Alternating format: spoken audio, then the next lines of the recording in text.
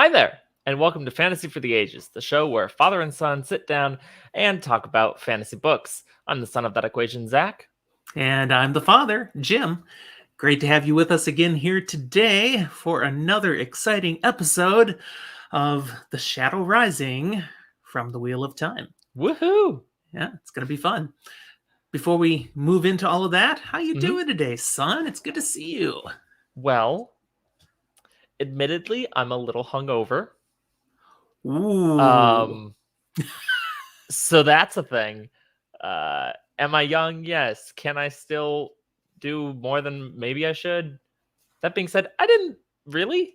I just it didn't sit very well together, so I'm feeling a little bit today. And you were safe about it, though? You weren't driving when you shouldn't have been? I was very safe. Good. I am a responsible, fun person. Sometimes. Now, Discord is asking what national holiday you were celebrating, but that wasn't it. No, I was celebrating, or rather commiserating, somewhere between celebrating and mourning a loss of a coworker to a different job. They're not dead. Yeah, it's just a different like job. The loss of a coworker. So was awake. No, not that. No, but it was a good time, and a bunch of us after work kind of went out and had drinks and food, and it was great. Good. And now you get to come and do a podcast with me when we're supposed to drink and you don't feel like it. Oh yeah, so we'll get to that. How you doing, Dad? I'm doing great. It's a Saturday. It's been a good day. I slept in, went for a nice morning walk. It was 27 freaking degrees, but I made myself go anyways. And then made some delicious pancakes this morning. And then spent the rest of the time prepping for this episode. Good stuff to do here today, but I enjoy the work, so I am good. So, you're drinking? No, this is my empty coaster. I am you not. You should be drinking water. I have been, yes. But I just don't have any with me at this current second. What are you drinking, Dad? I'm sure it's more fun. I have made a wattail for this episode, of course. We're calling this episode Dark Bubbles. So I made what I call dark and bubbly. What is dark, and you can see there are bubbles in there. Okay. It's coconut rum with Coke, Sprite, and just a little bit of grenadine. So you get a little tinge from the grenadine there. Pretty simple, nice and tasty. Nothing too boozy, but it is dark and bubbly. So we'll have fun with that today. Indeed. All right. Well, how about we hit a few notes here and then jump into our content? That sounds like a good idea. I think we want to remind people, if you are enjoying our content, you're liking these episodes, please actually like it. If you're watching on YouTube, hit that like button, subscribe, keep coming back for more and more of the content we're putting out for you. If you're listening in an audio format, write a review, do whatever you can. I mean, even Spotify lets you like content you're enjoying now. So please help us spread the word by just hitting those various like buttons and maybe write a review. We'd love to share that here on an episode. If you're fairly new to us, we want to remind you again, most of our episodes, we do spoiler light. Zach, remind them what that means. It means we're not going to full spoil the entire series. We're not going to be giving away massive plot points here or there, but we will be talking about the content that is actually covered within the chapters we're talking about and highlighting specific things here and there as things you want to pay attention to just to enhance your reader experience. That's right. Like foreshadowing and the meaning of prophecy and things your first time through you may not have realized were kind of important. We'll raise your attention to it. We won't tell you why. You got to keep reading to figure it out. And if you're like many of our listeners and watchers that you've already read all of the Wheel of Time, then you'll know exactly what we're hinting at and you can enjoy the fun as well. A couple other small little tidbits to share here then today before we move into our content. One, we had interaction on Twitter again with an author this week. We love that. We do. And this time, the author was actually not just liking what we put, but writing, was interacting with us, which is very cool. That's wild. Yeah, we do have an active Twitter account. And so follow us on Twitter at Fantasy for the Ages and participate in that, interact with us there. Janny Wirtz was the author who engaged with us this week. I had commented that in my TBR, I've got some more books by her that are waiting for me to get to. Mhm. And I've already read one thing from her. She had collaborated back in the 90s with Raymond E. Feist on books Gotcha. 4, That's 5, and Rift War guy. 6. Yeah, books 4, 5, and 6 from the Rift War cycle, the Empire trilogy. Mhm. They wrote those together. They're great. Very different turn for that series, so I got a good taste for what her writing is about.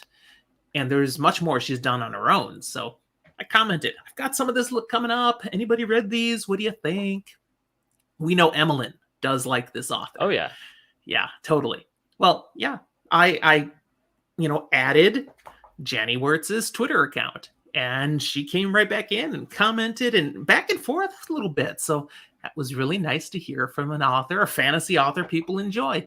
Thank you, Janny. I know you're listening.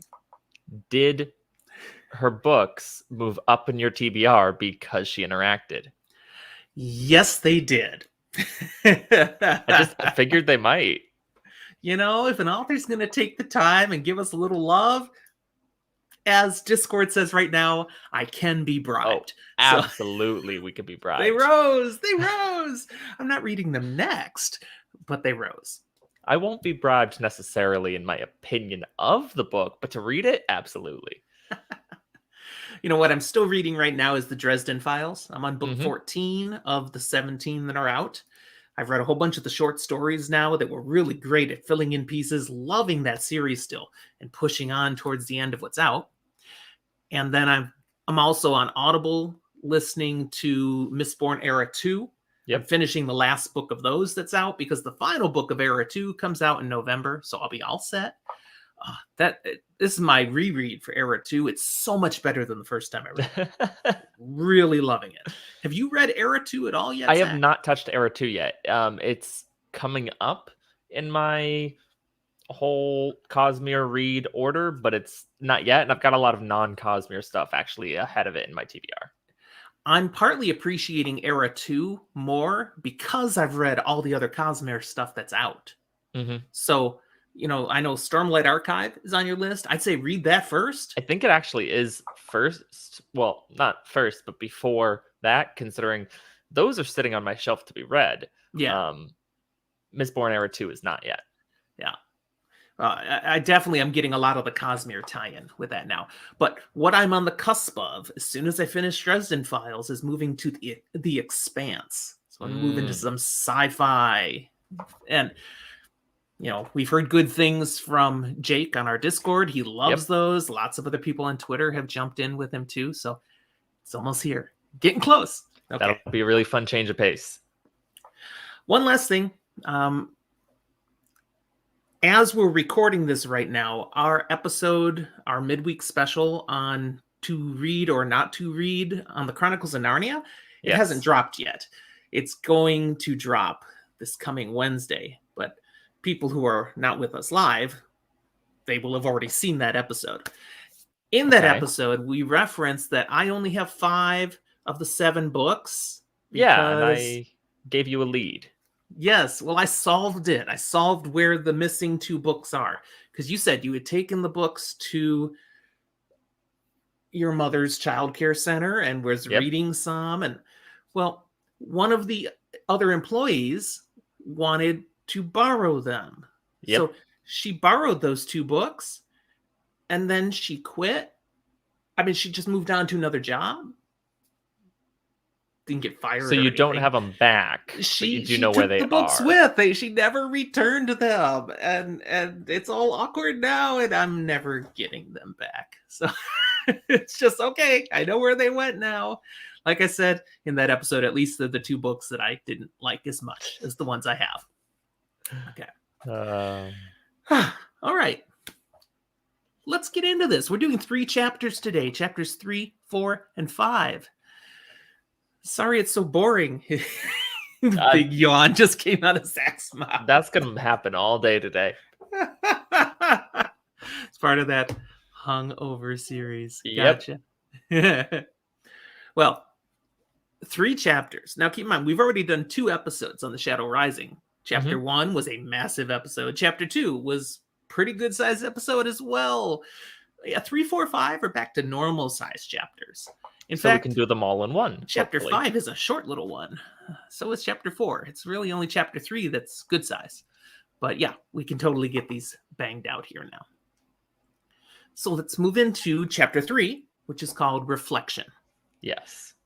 Now, this is in the direct aftermath of the crazy attacks that took place in the previous chapter. Perrin and the axe, Matt and his playing cards. And Rand and the reflections. Yeah, he was getting all reflective. But anyways, we pick up with Perrin and Fael heading through the stone towards Rand's quarters. Remember, after the axe thing was done, we're going to go talk to that Rand and tell him to quit trying to kill us. Whatever's going on, stop it. Now, despite the late hour, as they're moving through the stone, there's servants and soldiers everywhere still. And Perrin's like, why? Don't people sleep around here? And Fael's like, the stone never really sleeps. In fact, there's things the servants like to do at night when most people are asleep. They can, get some deep cleaning done, do things where they're not in the way, because everybody else should be gone in their beds.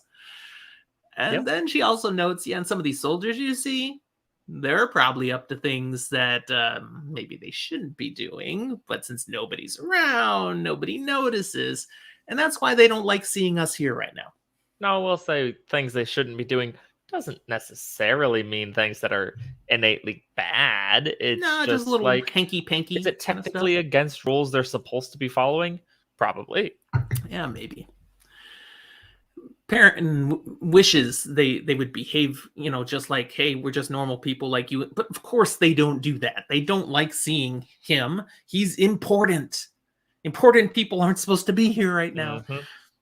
And then it also mentions he's got a connection to the Aes Sedai in their minds as well, because he's got that glowing golden eye thing going on. Kind of creepy. Yeah, nobody really talks about his golden eyes, but they sense, it's probably because he hangs with Aes Sedai. So, and he usually kind of tries to avoid eye contact when he can. Yeah. And he's actually okay. Nobody asks him about those eyes because he doesn't want to talk about it. Nobody knows what that's really about. He's got these special abilities, and really, it's mostly, Moraine knows. And I'm not sure she even knows everything connected to those. He's been kind of tight-lipped. Discord suggests maybe it's jaundice. I don't even know. Did they know about that disease then? Who knows? Is it a yellowing of the eyes or the irises?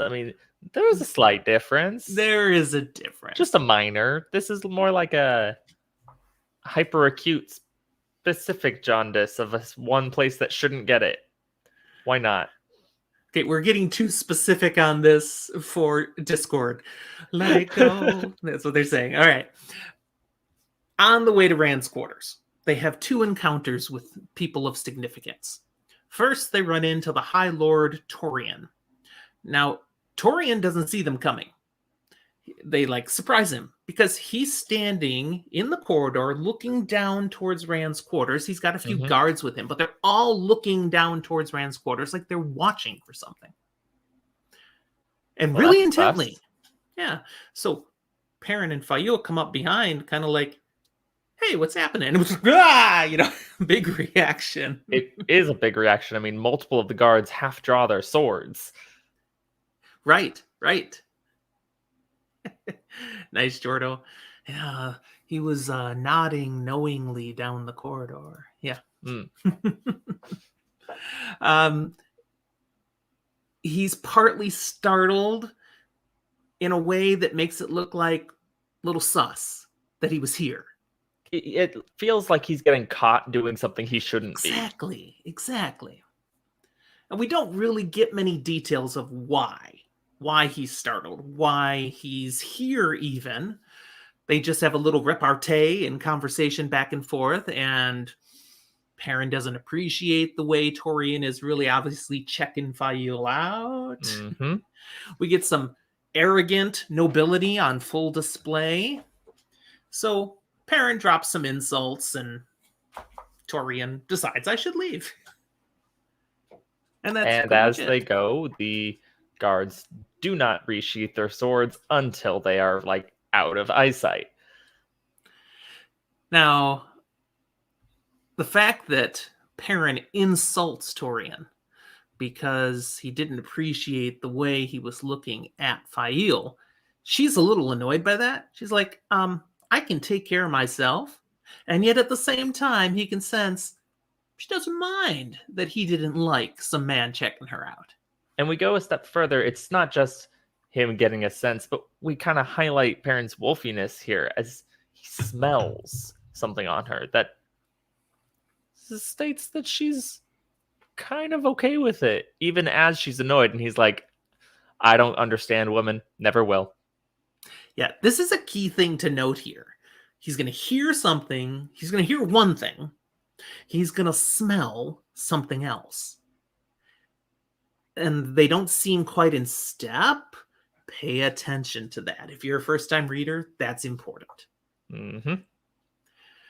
Once Torian and his men head off, and Perrin and Fael continue towards Rand's quarters, they come upon Berelain leaving Rand's quarters. And she's rushing down the hall and rushes right past them. I mean, Perrin tries to give a bow. I mean, she's a leader. She's a ruler. She doesn't even pay any attention. It's kind of fun and funny because in response to the whole Fael and the Lord Torian reaction, it was a whole fine. I shouldn't be so callous with nobles. So he tries to do this bow with Berelain, and Fael barely gives a nod, and she's apparently ticked at him for being so courteous to her. Well, keep in mind, this woman is rushing down the hallway wearing nothing but a really skimpy nightgown and a very thin robe. And she is a voluptuous woman. Very attractive by most measures. Perrin tried for one thing and maybe sent a different message. But not even, I mean, it's not even just that he bowed. As she walks by, he smells that she's terrified. Mm-hmm. And he's like, what? And so you can see his head turn and follow her down. Now, what's Fael seeing? There's Perrin checking this woman out. It's like, is that what's happening? No. But it sure looks like it. She doesn't know anything about his sense of smell. She sees her boyfriend ogling this hot young thing walking down out of Rand's quarters. So, okay, Fael's putting two and two together. She just, was with Rand, and now Rand's buddy Perrin is checking this out too. Excuse me, I'm right here. She adds 2 and 2 and ends up at 20 and decides, nope, I'm going back to bed. Screw this.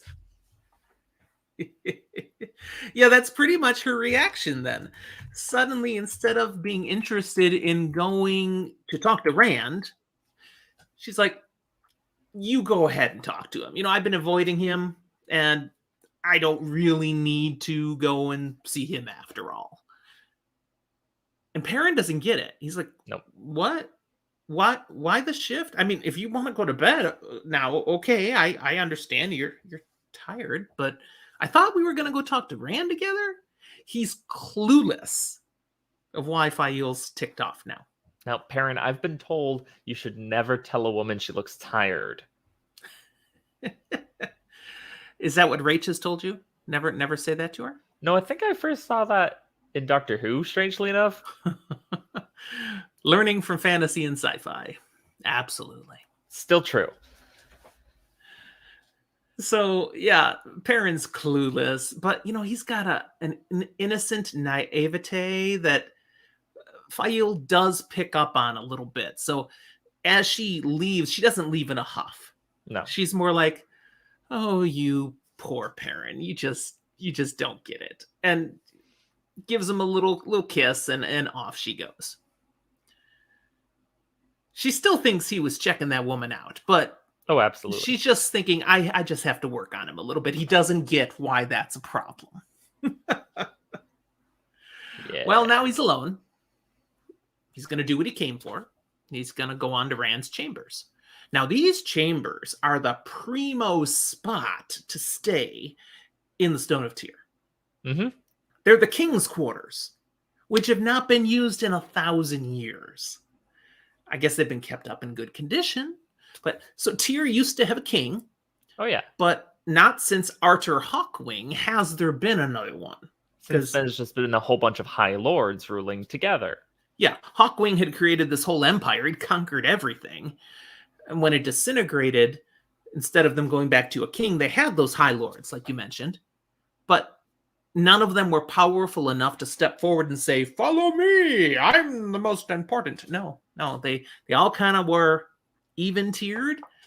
And so they've jointly ruled and kind of by agreement left the king's quarters alone. Honestly, in some ways, it's kind of better because it means there hasn't been a massive, large-scale civil war in Tyr. So that's good. Yeah, that's good. I mean, the High Lords have still sucked. Ask any peasant out on the street, but go ask Kyrian how civil war works out. Good point. But okay, now there is the Dragon Reborn, and the High Lords all look around and go, okay, he's not on our level, so King's Quarters, there you go, and he's there. And whether Rand accepted that or demanded that or just kind of got pushed into it and was like, or Moraine did it, Perrin doesn't really know. At the end of the day, Rand's there. You know, early on, Moraine was certainly positioning Rand to be this important guy, gave him all those fancy clothes back in Shannara, yada, yada. I think Rand's past that. He's like, okay, I'm the Dragon Reborn. Where's the good room? That's mine. Okay, I'm here. It's good to be the king. Now, as Perrin goes to enter his quarters, first he finds 50 defenders of the stone guarding Rand's sleep. And Perrin just barges right on through these guys. Now, the captain of this squad is like, gonna stop him. But then he's like, oh, but it's that guy. Yeah, I guess we'll still not do our job and let another person who we recognize go through. Yeah. Then he gets past those guys, gets to the real defenders. Okay, we had 50 soldiers. Yeah, those were the defenders. These are the ones defending. Yeah, the real serious guards. The ones who it would really be hard to get past. 6 women. Now, 6 Aiel Maidens of the Spear. Yes. You don't mess around with these ladies. And in fact, Perrin doesn't see them all when he first comes walking up. They're kind of in shadow because their clothes just kind of blend into the stone. They don't stand out. But as he walks forward, oh, here they are. And he knows 2 of them, Bane and Chiad. Remind us why he knows Bane and Chiad. I'm, in my current state, going to spoil something later if I try to say where we know Bane and Chiad specifically from. So I need to pull back and be like, what have we seen from them so far? I don't remember. Bane and Chiad, we first met back in Kyrian when the girls were captured by those thugs. And they were part of the group that broke in and rescued the girls. Okay, from the Myrddraal and bad guys. But Perrin wasn't there. Plus they were around, obviously, during the attack on the stone. But just last chapter, it was referenced that these are 2 that Fael have been hanging out with. Gotcha. So that was what I was careful not to be talking about. Yeah, we do already know if we knew that or not. Yeah. Jordo remembered, by the way, his comments there. Fantastic. Yes. So he comes up to them, and the 2 that know him through Fael, they have conversations saying, I don't think we can let you in. I don't think he'd like to see you right now. Why not? What are they drawing that from? I mean, what has just happened that would give them the thought that he might not want to see Perrin? The last thing they saw was someone much more attractive and enticing than Perrin, basically come running out in terror, being sent away. So if he's gonna send her away, what chance has Perrin got, really? Yeah. Dude, you do not have going for you what she had going for her. You do have a nice beard started. So I guess if Rand's into that. If he's into beards. But Perrin's like, nope, I need to talk to him. And they pull out their spears. Bane and Chiad both. And even make a wisecrack of, oh, you want to play Maiden's Kiss? He's like, maybe some other time. And they're like, yeah. But he pushes aside because he's like, they haven't veiled. They're not going to do anything. This is just bluster. He picks one of them up. He does. Whoop, whoop. Picks up, puts down. He's a strong, buff dude. And it's only like after he's put her down that he realizes and goes, right, they absolutely could have stabbed into my neck. That probably wasn't wise. But this is where it's a good thing that he understands them a little bit, and also that they know his wife. So they're really not going to mess with him. Mm-hmm. But they do make a comment. Okay, if he's going to go in anyways, and they've already said, we don't think he's going to see you. The last comment, I think it's Chiad, says, well, on your head be it. He's already chased out what most men would consider better company by far than you. So sealing up what you had referenced already. I would like to point out a little thing that gets mentioned as a throwaway, kind of goes back to some of conversation we've had previously about the Aiel. Perrin mentioned something about knowing that they veil themselves when they're ready to kill, but not necessarily that they need to be veiled. And the way he seems to kind of think it is a unknown. It's at least as far as he's concerned, he doesn't know if they'd be willing to kill while veiled or not. So it's still technically in the dark as to whether they would go, hold on, let me put my veil on, and then kill. Undetermined. All right.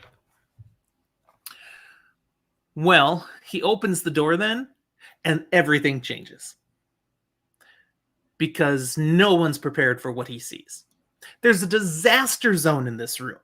Broken mirrors hanging on the walls and standing just crashed all over. Shattered bits of glass all over the floor. Broken furniture. Even the bed is slashed up. I mean, feathers are poof everywhere. And there's Rand sitting on the floor at the base of the bed with Calendor across his knees. And he looks like he literally took a bath in blood.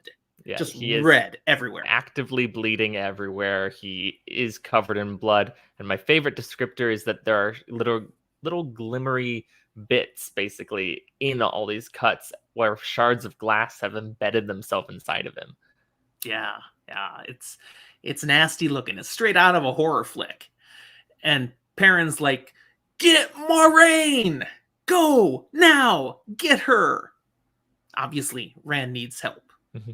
His first move is he needs help. His second move is, what can I do to help? And Rand's like, come on in, close the door. So he does. He steps into the room. He closes the door. The Aiel stay outside because Rand didn't call for them. And Perrin's like, what the heck, dude? What happened here? And what did you do to us, too? Because, like, you almost killed us. He doesn't go into the details of what happened, but clearly you did something here, and you did it to me, and what's going on? And Rand's like, I didn't do it. It wasn't me. Didn't get the reference. You're fine. Don't worry about it. Someone out there hopefully did, and can drop into the comments, Jim, that was from blah, blah, blah. Okay. Yeah. Anyways, I looked at Discord, see what Jordo knew. It's fine. It's not your kind of music. You're good. Okay.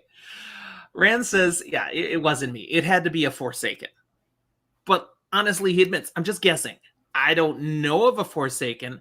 Was that the right reference now in Discord? Okay. See, he knew. So he's just guessing, but he's saying, I didn't do it to you. I didn't do it to myself. Honestly, all I did was not die. That's what I actively did in this room. Well, Then you didn't do a Perrin's great job at it because you look really bad. and Perrin is like, okay, so you didn't do this to yourself and you didn't do it to me. Where's Matt? Did something happen to Matt too then? If something just randomly happened to both of us?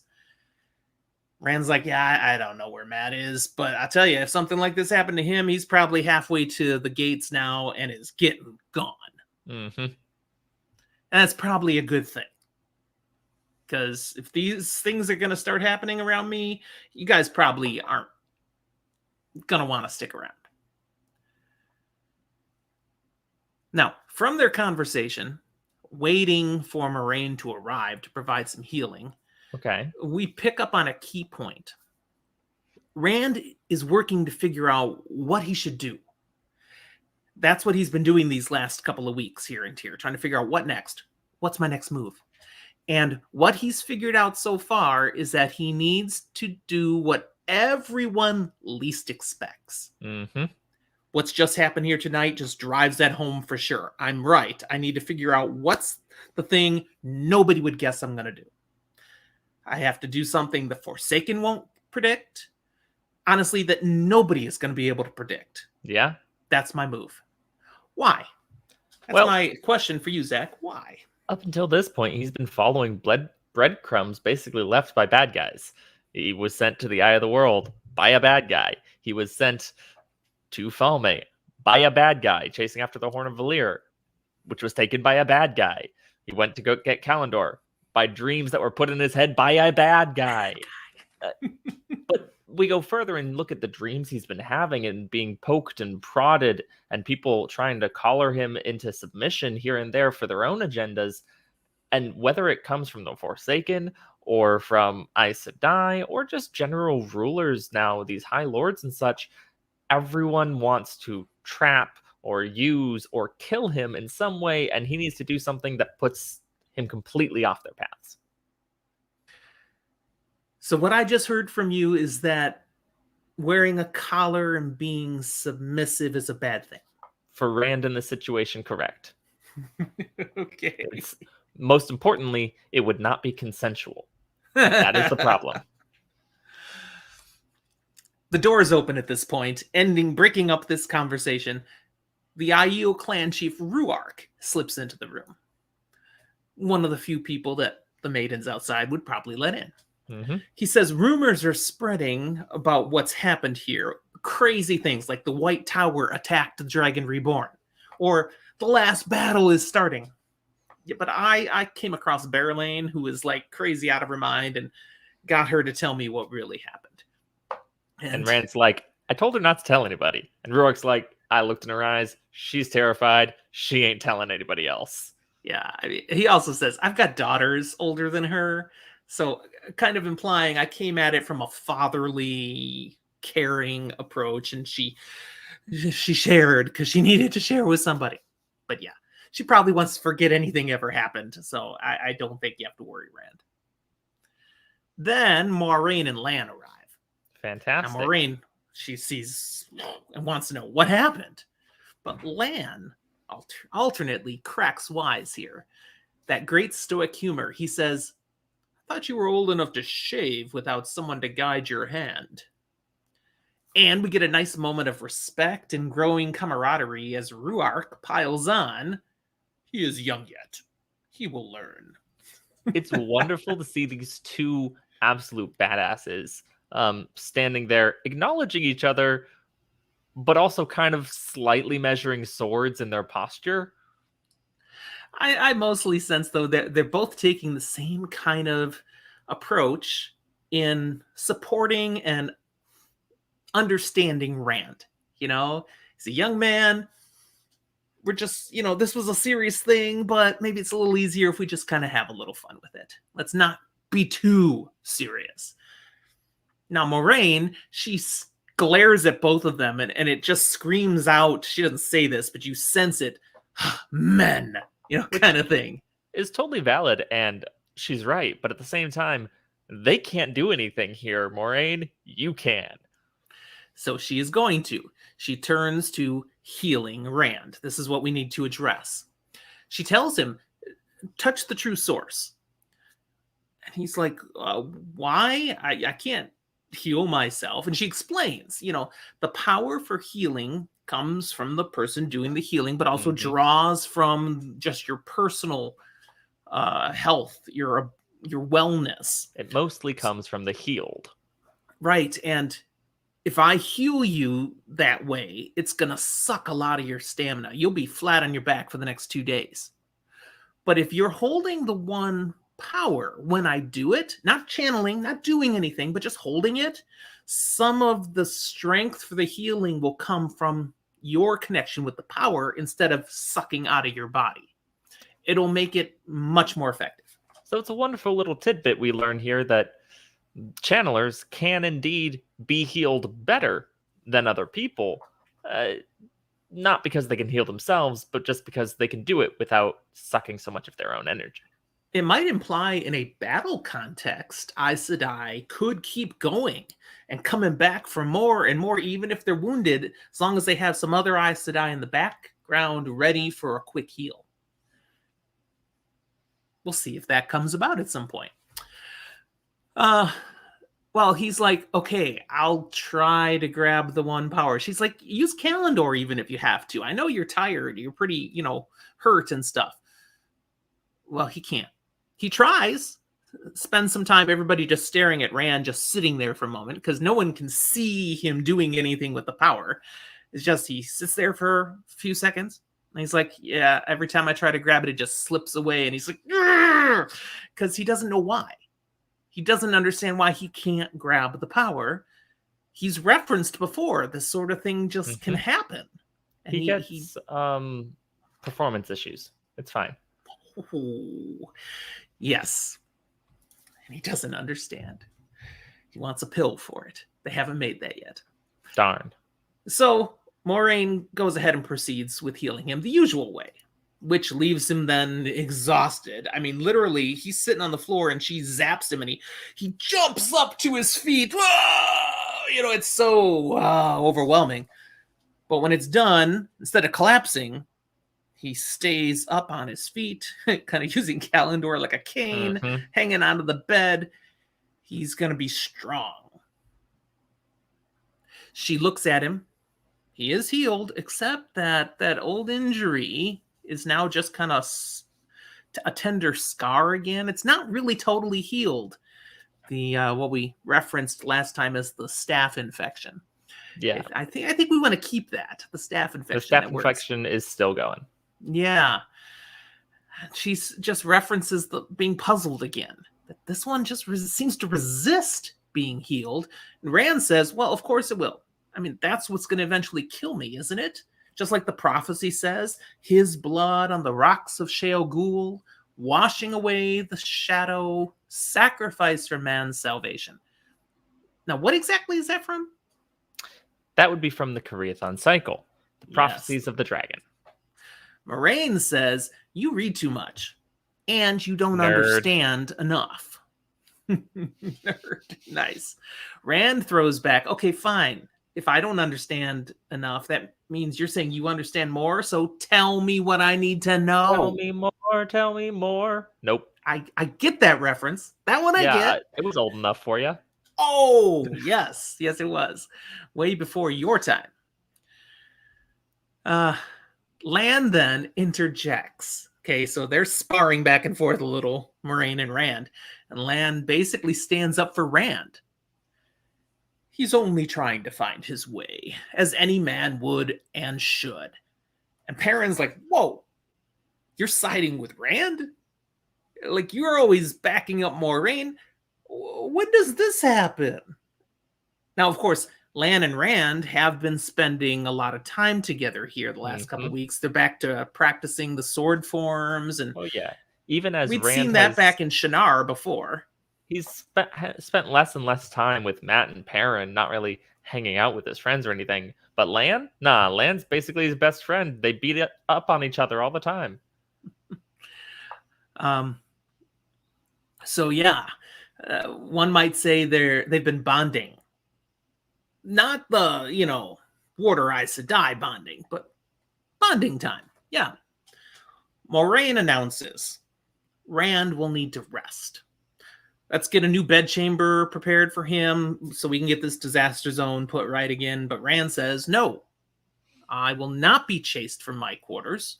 I will sleep here. And Rand hears from Lan, Taishar Manetheren. Again, Lan seems to be egging Rand on as he pushes back against Moraine. And this time, even Ruark is a little startled that, whoa, dude, what are you doing? Basically, we're seeing a circumstance where Moraine says white, Rand says black. Moraine says go left, Rand says I'm going right. You know, complete opposites. Mm-hmm. And Lan is go, Rand, go, Rand, go. Yeah, Perrin and Ruark. It's not so much that Lan's going, you're making the right choice, Rand, I agree with you, but rather more like, yeah, good for you, stick up for yourself and not listen to Moraine. But both Perrin and Ruark kind of at the same time sense this might be headed towards one of those full-out, blowout arguments. Exit stage right. Good call. They both start creeping towards the door.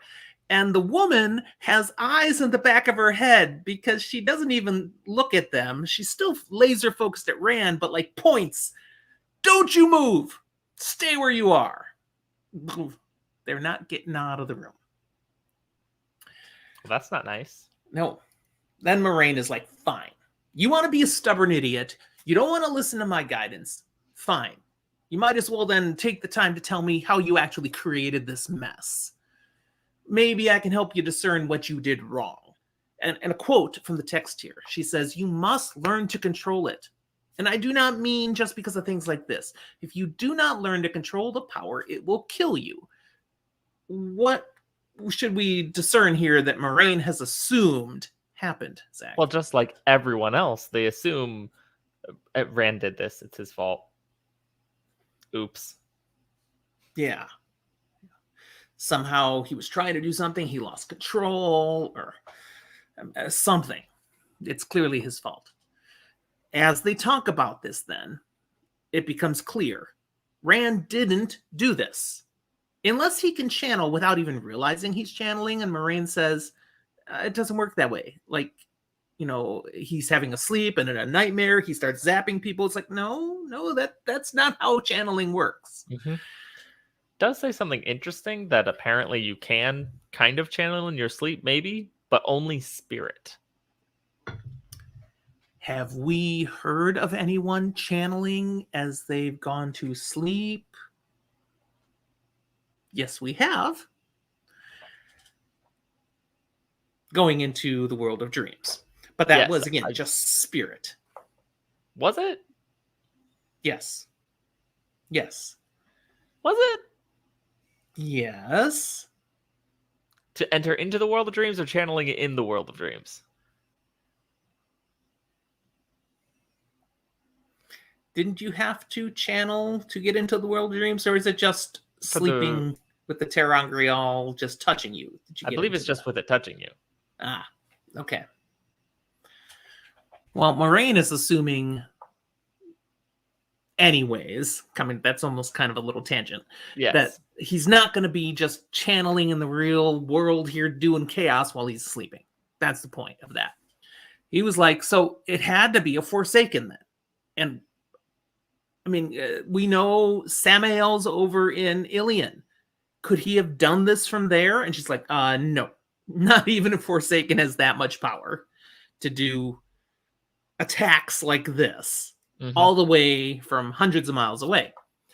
So Rand's like, then there's a Forsaken in Tyr. We've got to find him. She's like, no, don't think that's it either. And she has an interesting rationale. She says this was too simple and too complex to be what a Forsaken would do. What do you make of that? She doesn't really explain that comment. It feels more of a sense of this wasn't like a crafted scheme with many laid out steps and stuff. It was just like, no, this was an event. This just happened. But also, with it just happening, it wasn't like, oh, a fireball exploded in the middle of the stone. It's like, no, weird stuff happened. We had weird mirror reflections with interesting physics that makes mostly no sense, but also does because magic. Yeah. Something that would take a lot of effort in the power to figure out how to do, let alone actually do it. So in processing through this, Moraine says, I think what this really is a symptom of the Dark One's prison weakening. We know he's not loose, but we know some of the seals on the prison are broken. Therefore, he's impacting the world. And I think she just makes this up on the fly here. I mean, there's no evidence for where she would have come up with this. I think she's just creating a theory that seems to fit. She's thinking what's like possible. a white and using logical reasoning. Yeah. So she's saying, let's suppose with the prison weakening, there are times where the dark essence of his evil can maybe slip out through the cracks, like a little bubble of his evilness. And it's just going to float out there on the pattern until something activates it.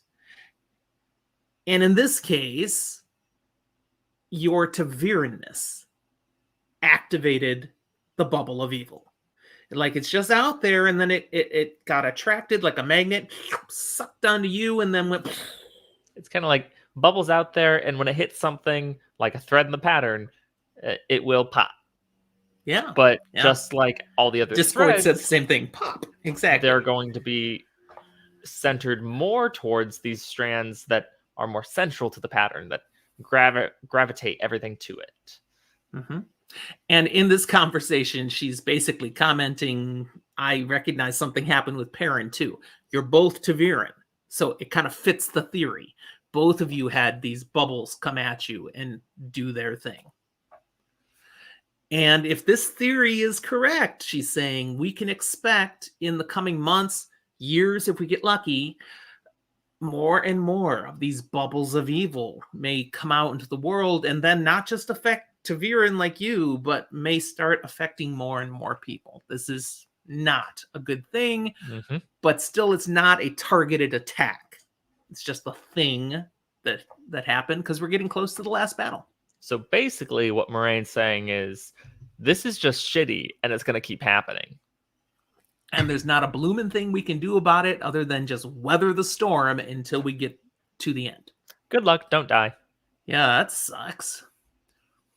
Ruark, by the way, shares at this point that, if you're worried all the Taviran got hit, because he knows all three boys are Taviran. It's like, I saw Matt on my way here. I saw him walking through the stone. He's fine.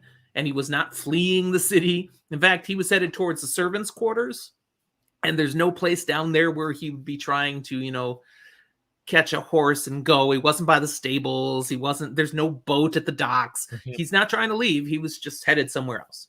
Matt's doing something, but not leaving. Yeah, that's good.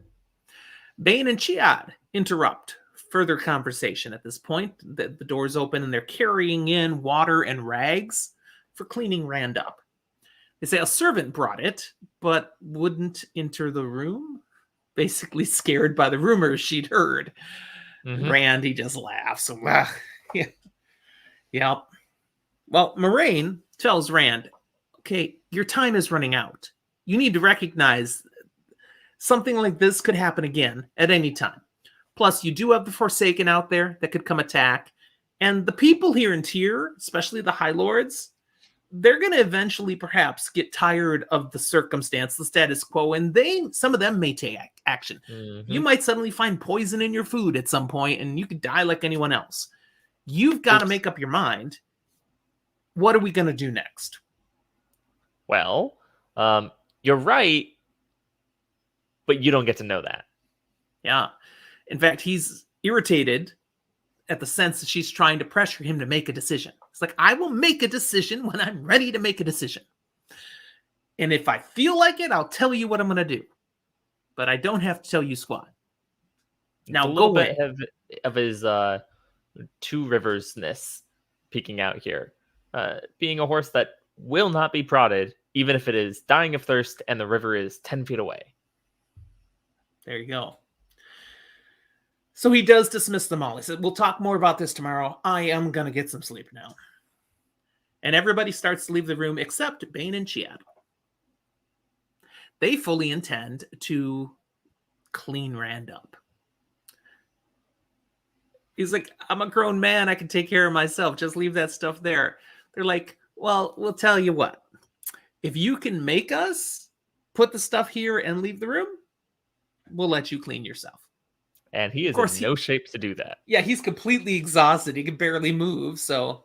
It's debatable if he could do that, say, with the power. Good point. If he was healthy. So... Yeah. So Bane and Chiad are left in the room to attend to Rand.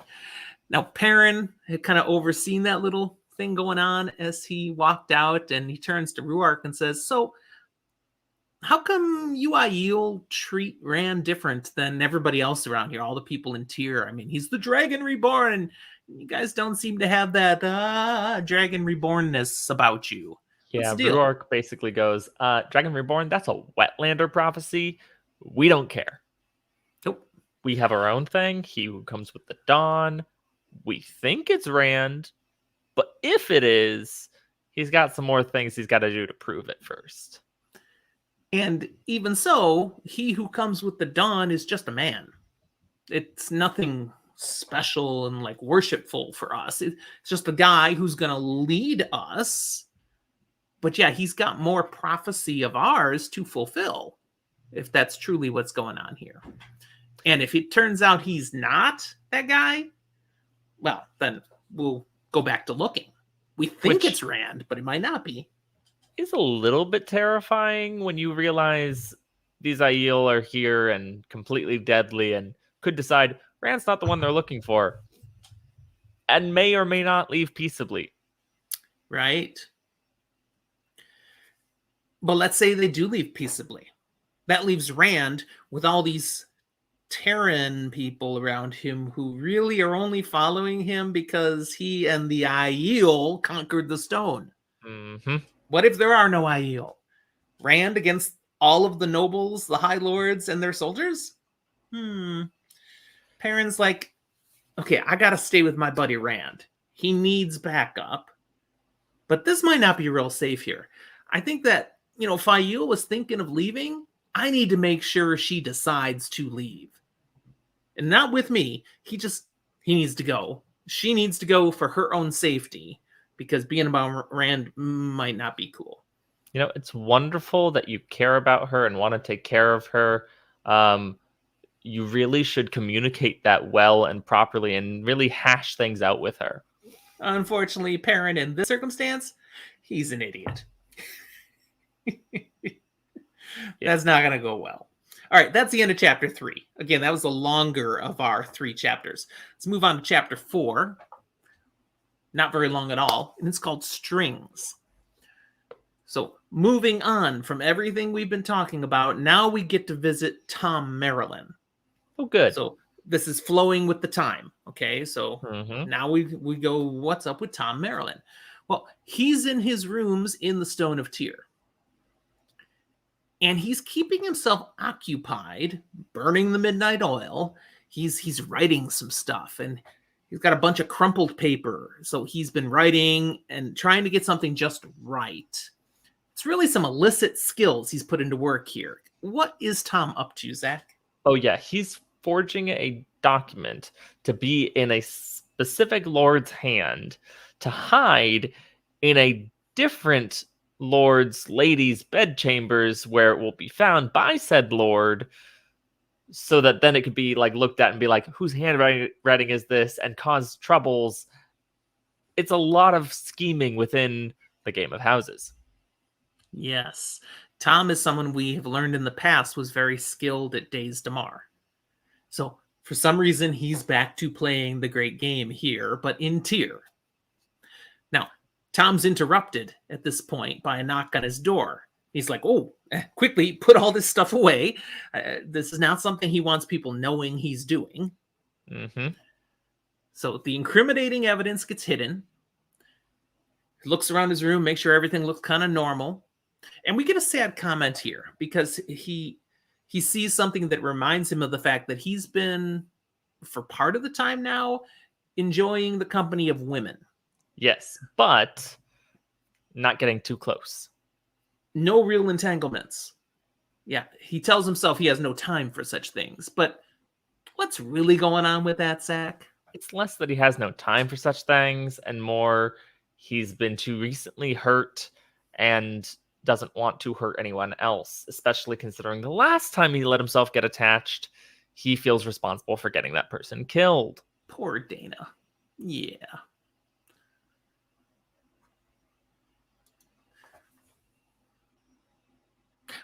Wasn't Dana. What was the name? Was it Dana? Is it Dina? Honestly, it's one of those things where if she'd been It was around Dina. for more than 5 chapters, I would remember her name, but like we barely knew her. There's I'm sorry. over 2,000 named characters. Discord is telling us it's Dina. Should I care that she died? Yes. Do I? More just for how it kind of impacts Thom. In our defense, this chapter does not name her. It's just we're pulling back from memories of the Great Hunt, knowing that took place. Oh, I'm not defending he's still myself. Traumatized. I'm just biting the bullet that I don't care enough about her. Hi, Emmeline. Emmeline's here. We've just started the second of our 3 chapters, so you've only missed one. There's still goodness to come. All right. Now we find where Matt was heading, because the person knocking at the door is Matt Cawthon. Ah.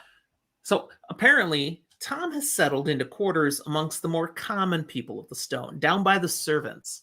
And Matt has been here. He's been hanging out with Thom a little. I mean, we learned before he was hoping Thom would leave with him, leave Tyr, and that Thom was kind of getting comfortable. Doesn't seem to be interested in leaving now. So we know Matt and Thom have been together. Thom is surprised to see Matt. He's like, I thought you were out gambling tonight, trying to filch some funds off the lordlings. However, what's going on? Thom's also very insightful. And so he sees something's wrong, something's going on, and I'm not going to get it by asking. So he immediately just acts like it's a normal visit.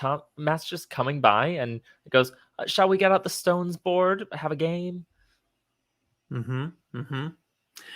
Now, in the midst of this, we get quick confirmation of something that's easy for a first-time reader to have missed. I mean, Matt has totally missed it. Matt thinks just Thom decided to slum it with the servants.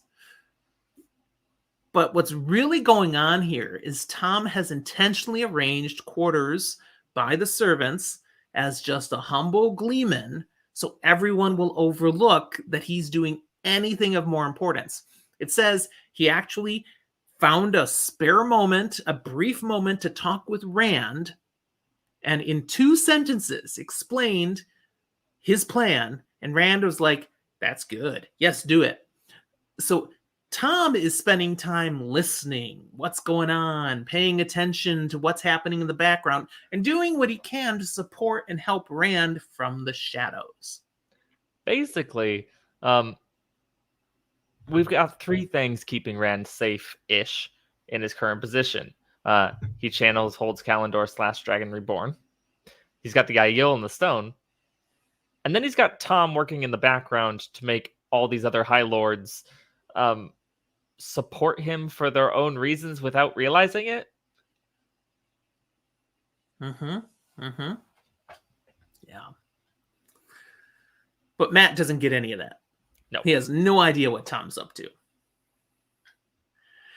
Thom offers, like you said, to get out the stones board, play a game, but Matt's like, no, thanks, but I don't want to play games. It's too late for games. Honestly, I just want to know, did anything happen down here? Thom's like what? Like something that might imply Rand is going insane and will soon be killing us all? Nope. No, nothing like that. At Thom's prompting, Mat tells the whole story then of what happened to him. And he ends with noting, I'm thinking of leaving Tyr. Now, Thom has heard that from Mat pretty much from the moment Mat walked into the Stone of Tyr. Yeah, every night that they do play, he definitely hears it at least 3 times. But Thom has also had the same thoughts himself. He really should be away from all this. He felt compelled to stick around and try to help Rand, make sure he doesn't get maneuvered by the High Lords into a corner. But he's like, but Moiraine could do that. I mean, she's Kyrianan. She knows how to do that stuff. What's that got to do with anything, that she's Kyrianan? They're really good at the game. They've kind of been playing it since birth, especially for the nobility, which she is. Yes. The problem is she's also an Aes Sedai, so Yeah. Thom is sure she'd be roping him into the White Tower's schemes, and he does not want to see that happen to Rand.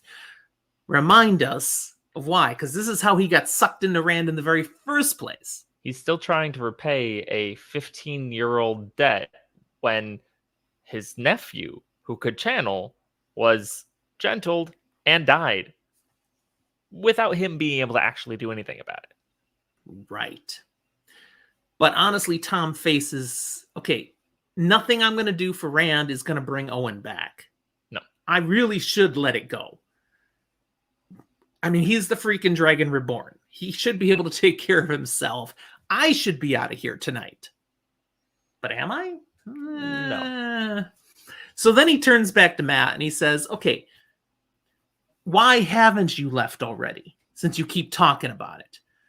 And Mat's response, well, Moiraine is always watching me. She's keeping tabs. I know it.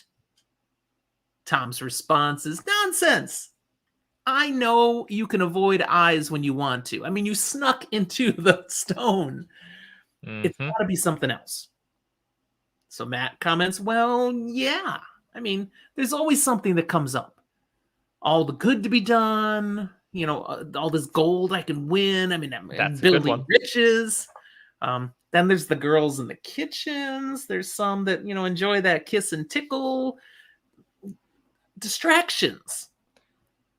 Mat's really just procrastinating, but has a potentially supernatural reason helping him. It's like basically every time he turns around, there's another reason he thinks, maybe I'll leave tomorrow, not today. And Thom says, maybe it's another reason. And Mat says, if you say Ta'Veren, I'm out of here. He doesn't want to hear anything about that Ta'Veren stuff. So Tom's not going to say what he was going to say. Instead, that was it. He says, more like Rand's your friend and you didn't want to desert him. And Mat's like, my friend, he's the bloody dragon reborn. That sort of trumps friendship. I'd have to be crazy to stay here because of friendship. He says that. He says that. But is that really what's going on in his head? Yeah. So Mat refuses to accept what probably is reality, that he's being kept here by Ta'Veren pulling. So instead, he goes on to another one. What about, the fact I keep getting distracted and given reasons to stay day after day? Doesn't that sound like something an Aes Sedai would do? Maybe I'm being manipulated by Moiraine in some way. Thom just has to bite his tongue again. He's like, no, that's Ta'Veren. That's Ta'Veren. And instead just kind of redirects and goes, you know who might be a good source to talk to about this? You should go talk to that Nynaeve. Yeah. That would be a good source. Wasn't she the wisdom of your village? Didn't she do stuff like talking like this? Helping people work out their problems. I get the sense Tom's going, I'm not a therapist. Well, he doesn't jump on the Nynaeve option either. Nope. Instead, he's like, Yeah, Nynaeve always still looks at me like I'm a child. She doesn't get me. Okay, that's not someone I want to talk to either. You know what? Never mind. Forget it, Thom. Thanks, but no thanks. I'm just gonna go pick up my stuff, go down and find a horse, and I'm out of here. Not a minute longer. Now's the time. And Tom's like, what? Middle of the night? Are you sure? Surely the morning would do. Come, Matt's sit like, down, play a game. yeah, you're probably right. All right, let's play some stones. Just like that, Matt's diverted again. If Thom was a bigger jerk, this is when he would go to Viren.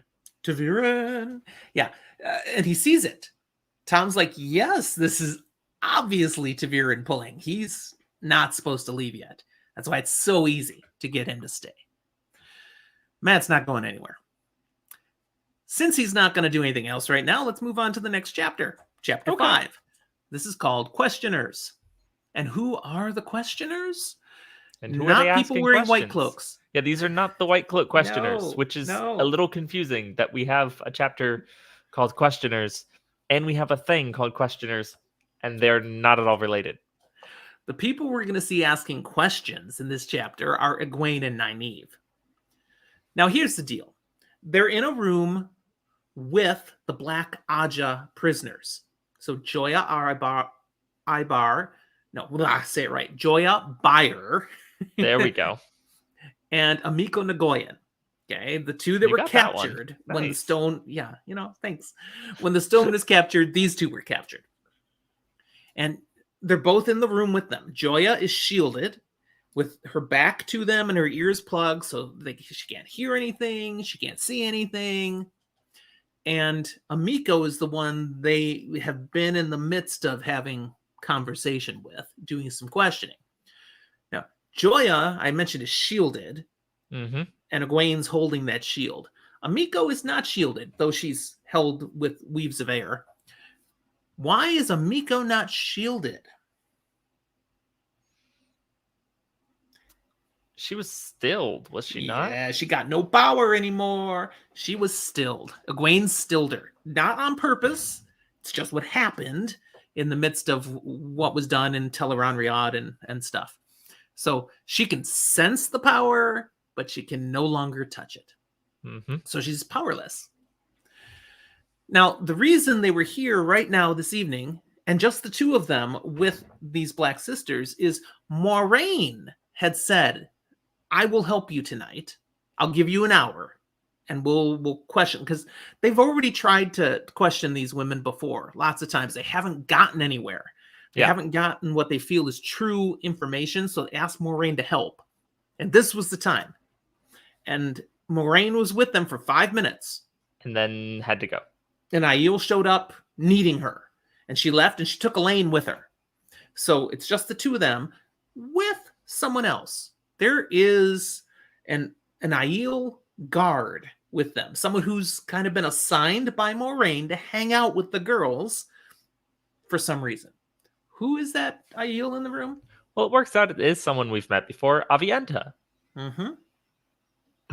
So they've been getting to know each other a little more. Yeah. Perhaps even a little friendship is starting to blossom. They've been chatting and going, and Egwene's thinking and stuff like, I wouldn't mind being this person's friend. Yeah.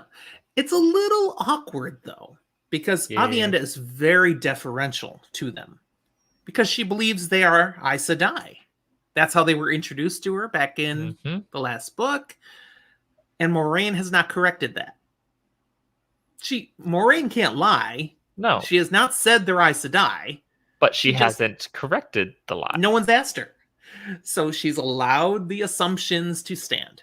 And here in the Stone of Tyr, it makes sense because you're going to be more effective and more powerful of a stance if you say, yeah, there might be 4 female channelers here, and someone interprets that as there are 4 Aes Sedai here, rather than there's 1 and a bunch of newbies.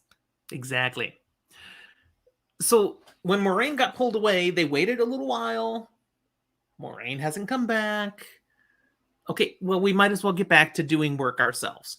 So turning back to Amiko again, they ask her questions again about what she knows. They want information. They want to know Okay, what other Black sisters might be in the White Tower? Where did the other sisters who escaped go? What can you tell us? And Amiko again and again is basically saying, I don't know anything. So we learn a few specific things. Mm-hmm. One, we learn that she does not know of any other Black sisters other than the ones, these 13 she had been part of, because before they left the tower, she only knew like 2 others. Leandrin knew all of them, all 13 of them. She's the one that collected them and said, we are leaving. So Leandrin maybe knows more, but that's not how Black Ajah worked. No, Each it of was us only very know a couple other disconnected. people. Yeah. So I have no names. I can't give you more names. I'm not lying. I don't know. All the names I know, you already know. That's right. She does say, as to where the rest of them went, you should go to Tanchico. And here's why. I overheard Leandrin one time talking to Tamail that there's something in Tanchico that would be dangerous to Rand. Now, it's also dangerous to whoever uses it, which is why Leandrin hadn't already gone to get it. And whatever it is, Rand's channeling won't protect him. In fact, that's what makes it dangerous to him, that they'll be able to bind him to their use because he can channel. So what I'm hearing is channeling does not offer good SPF. If Rand went over to Tanchico, he would not be tanning. In fact, he would just burn with his white complexion. Nice, nice. And red hair. But the sisters, they went to Tanchico. They might be on the beaches tanning. It's possible. I mean, might as hanging well. out. I hear it's a nice spot. They make good drinks. That's all she knows. She has said this to them dozens of times already. They keep asking for more. She's got nothing else. So they decide, okay, we're not going to get any more out of her. They plug her ears with one power again. They turn her around so she can't see. They're done with her for now. Mm-hmm. Now, as Egwene channels to turn her and plug her ears and stuff, Aviendha shudders. And Egwene notes again, this girl does not like when people use the power around her. Every time I do, she shudders. Huh. That might be important. Hint, hint. Not going to say anything about why yet. We've referenced it once before, so we're referencing it again. Pay attention to that. But Aviendha actually has a comment here, too, about Amiko. Before they do move on to Joya, she says, have you noticed how she doesn't look ageless anymore? Her face has changed. And the others are like, huh. Yeah? Egwene kind of walks around to look at the front of her face again and went, you're kind of right. She looks younger than her years, but she doesn't have that same look anymore. And the postulating then is maybe that's part of her having been stilled. She's lost the agelessness. Interesting. But they don't really know, because this is not something people study much. The Aes Sedai find it very uncomfortable to think about women who can channel losing the ability to channel. Oh yeah, Why? Black Ajah or not, if Egwene had been found out by the rest of the tower that this had happened like immediately after, she'd be in big trouble. Why are they uncomfortable thinking about anyone being stilled? Or the other term, if they on their own use the power too much and burn out, why does that make Aes Sedai uncomfortable to even think about? Well, the biggest thing is just how wonderful and addicting the power is. So the idea of being cut off from it is being cut off from the best, most important thing in your life, basically, and often leads, in cases that we know of, whether male or female, to depression and worse. Yeah, they lose the will to live. They give up. There's no point if they can't channel anymore. They really need to get like, I don't know, support groups for gentle men or something. It just, I feel like would be really good. You could really help them through their traumas. Now, as horrible as this is, the truth of the matter is there's no point studying it, because once it's happened to you, there's nothing you can do about it. It can't be healed. That's what they've all learned. Years and years ago, apparently the Brown Ajah did study it, did research, tried to find a way. Was there a way to reverse losing access to the power? If you burned out, could we somehow fix it? They came up with nothing, and since then have given up looking. There's no point. So it's an uncomfortable topic. If it happens to you, that's the end of the line. Let's not talk about it. Now they turn then to Joya. And the story they get from her is completely different from what Amiko is saying. Joya, as soon as she's allowed to speak, basically says, "Blessing of the light to you, and may the Creator shine upon you." She's basically trying to convince them, I've seen the light, I've repented, I've turned from the dark ways, because Joya, here's the Brand problem. is the dragon reborn. He's fulfilled the prophecy. That means he's gonna defeat the Dark One. There's no point staying evil. I've come back. Yeah, she rolled a nat 1 on her deception check. That is not gonna convince anybody. She's just being the sweetest old grandma she can be. I'm just a dear old person who made horrible mistakes. Please forgive me. No. I just want to serve. No. Now, the girls don't believe her at all. No. Yeah, they're not buying it. Which means a very troubling thing. It's further confirmation that somehow, when sisters go black, they can be freed from the 3 oaths. They can lie. Yeah. Somehow, swearing to the Dark One must override those oaths. Very disturbing to think Aes Sedai could somehow have a way to be able to lie. Now, that information that she's giving them then, she's telling them what she knows. And again, no names of people in the White Tower who might be black. But she's telling them, trying to warn them of what Liandrin's plan is. And what they need to be prepared for and try to stop. See, she knows that Liandrin's plan is to break Mazrim Taim free. Now, he was that false dragon up in Saldea who was captured and is being taken to the White Tower to be gentled. And Liandrin's going to break him out before he makes it to Tar Valon. He's a very powerful channeler. They're going to set him up as the true dragon reborn, Randall Thor. Well, that's not good. And they're going to set him loose to wreak havoc and destroy everywhere, conquer armies, rip things down as Randall Thor, the dragon reborn. So what I'm hearing is it's a very destructive people will die smear campaign. Absolutely.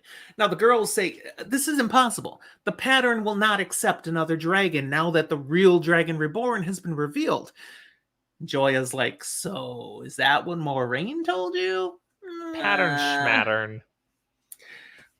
Regardless, even if he can't somehow claim he's a dragon reborn, he can still claim he's Randall Thor. He can still go out and do all this chaos. And what it will cause is the people of this land will not come to Randall Thor. They will turn on Randall Thor. Especially when he's with Aiel. They already don't trust the Aiel. Yeah, the Aiel War 20 years ago, that was the last time all the nations of the land rose up, and they'll just do it again. It is considered a slur to refer to people as black-veiled Aiel. That's right. And if all the nations rise against Rand, he's not going to be able to withstand that. Doesn't matter he can channel. He's just one man. And then Tarmangaiden will get here. The last battle will happen, and there will be no dragon reborn there to face the Dark One. Thus, Dark One wins, breaks free, pattern is reshaped in the shadow. Booyah! Dark One wins. That's Liandrin's plan. Well, that sounds shitty. It actually sounds like a pretty good plan. And that's the problem. Because Egwene's like, okay, that seems much more plausible than some item that might be dangerous in Tanchico, which is precisely why she thinks Amiko's probably telling the truth. Who'd make up that thing? Who would make up the thing that makes no sense rather than making up the thing that makes complete sense and would probably work? The problem is they can't be sure. And they can't ignore either threat, really. If they go to Tanchico and Leandrin's out there breaking Mazrim Taim free, that's a mess. That's a problem. They go chasing after Leandrin only to find out she was really in Tanchico getting this thing that she can then control the Dragon Reborn with. I mean, there's no win. And there's just them. They don't have other people they can trust, so they have to figure out which one do they go after. Especially as they wisely are considering, don't split the party. Right. That always goes wrong. Especially if you say, I'll be right back. Mm-hmm. But thankfully, one person who said, I'd be right back, shows up again. Because at this point, the door bangs open and Moiraine walks back into the room with Elaine in tow. However, to their shock, Moiraine is throwing a hissy fit. Yeah. She is angry, totally has lost her cool. And they're like, whoa, we have never seen Moiraine like this. Yeah, why is Moiraine like that? We are not going to talk about it right now. People have to come back next week for our next episode because it's chapter 6 where we learn about what's going on. Oh, that's just mean. So that is the end of our Wheel of Time content for this episode. We're going to go into our spoiler room segment in a little bit. Before we do that, we want to thank everyone for being here. If you don't know what the spoiler room section is, that's where we're going to full spoil something. So first time readers, don't stick around for that part. But do stick around for the fact that we'd love to know you more and connect with you better. Find us on Discord. We've got a Discord server where people who share our love for the Wheel of Time and other sorts of fantasy and sci-fi fiction get together, chit-chat, talk about the things we're doing and other nonsense and foolery. We got a lot of pet pictures there, for example. It's especially great. Cats. Yeah. Very heartwarming. We got some nice dogs, too. I'd like more dogs there. Maybe I'll get one. Do we have any birds yet? I don't know. If you're a bird lover, come join us on Discord. Yeah. We want to see your bird. So an invitation to our Discord server is in the show notes for this episode.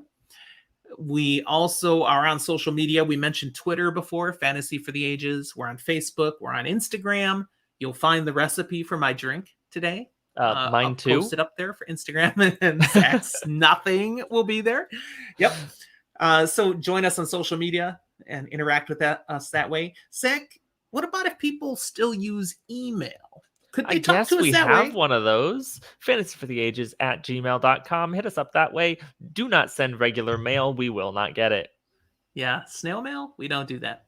We also do have merch. So a couple of things you can buy there on New Creations by Jen. There's a link to our merch shop there. Also in our show notes. And finally, if you really enjoy what we're doing, we would love your support. We have a Patreon where you can sign up and contribute a little financially each month and get some extra benefits. We've got patron-only episodes. We've got 10 of those so far. We do about one a month. That's available to patrons at the appropriate tier. All tiers of our patrons can join us in our live episodes. We got a couple with us here today. We always love it when people can join us live and interact. Lots of fun. And we even give chances for patrons to vote on influencing some of the content we're going to do in our episodes, like our to read or not to read episodes. Patrons are making their voice known, and that's just a fun extra way you get to be involved if you support us on Patreon. So we invite your contributions. Thanks. Anything else, Zach, for everybody to hear? No, I think it's about time that we head into the spoiler room.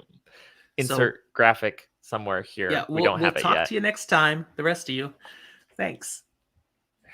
Yeah, I am going to create that graphic. I found something to use. Perfect. But I didn't have time to put it together with the sound effects in yet. So maybe next time. Maybe next time. We'll We're not going fly to promise something in next here. time, because if it doesn't... All right, spoiler room. Time to roll our D20s. I'm using a nice white and gold big boy. Okay, I'm just using the same pretty one I did last time. Let's do It it. worked pretty well for you last time. But you still won. I got a 12. I got an 18. Well, you're going first again. All right, what one thing from today's episode do you want to full spoil? I want to talk about Tanchico. Most specifically... Everyone wants to talk about Tanchico. I mean, it's lovely, but I want to talk about what's in Tanchico. What Liandrin and the others are going for, what is going to be found later. And that's basically a male Dom. That a way to physically control a male channeler is just like sitting in Tanchico right now. It's just chilling as a relic from the Age of Legends in a collection. And it's like, we don't know what this is, but it's like really old and made of unbreakable stuff. So like, I kept it. Turns out it's a way to quite literally control a male channeler.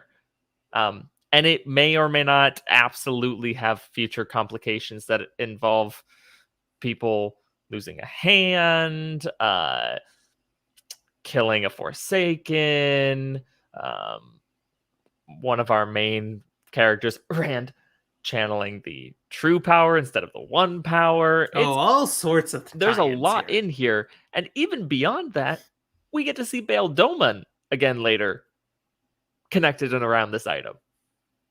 So it's just going to be a fun time, and I'm excited for it. Absolutely. All right, good spoil. My spoil, I want to talk about Joya Byers' plan that she shares about Liandrin. Because, okay, so they're going to break Mazrim Taim free. Mm-hmm. Well, Mazrim Taim does get broken free. Mm-hmm. Now, is that because of the Black Ajah? Maybe it was. We don't have confirmation that Black Ajah broke him free, but there's a very good chance that, yes, they were behind him getting free. But he doesn't name himself Rand al'Thor and wreak havoc, but he does show up to Rand al'Thor saying, hey, I want to be on your side. And he's a plant. And he does wreak havoc then from the inside. So perhaps even a more devious way. But he does take most of the super awesome army that we'll get to see and go, hey, they're evil now. Now, Jordo's asking in Discord, wasn't Demandred part of him getting freed, that breakout? We don't really know. We know Demandred had a role to play in that. As these books were coming out and things were unsure and not everything was necessarily known, at least by the fan community, there was a lot of questioning as to who broke Mazrim Taim out. What did he actually get broken out? Was it ever Mazrim Taim? Is this actually Demandred? Tomandred, was there's that definite theory that Robert Jordan intentionally meant Mazrim Taim to be Demandred, and then change his mind as he was writing further in. Mm-hmm. And so as it stands, Mazrim Taim is his own person and was set free, but whether it was Black Ajah or Shadowharan or Demandred or some other Forsaken or Dark Friend, completely unknown.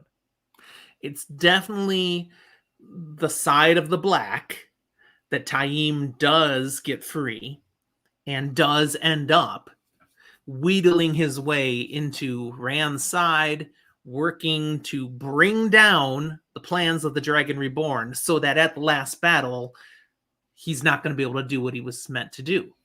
And thankfully, the Black Tower that Taim is put in control of, Rand, what the heck were you thinking? Ends up able to pull themselves out of that mess to a degree. Some of it. It did not tear everything down, thankfully. It made things harder, but that was how it was meant to be, according to the pattern, apparently, because it all works out in the end. Okay.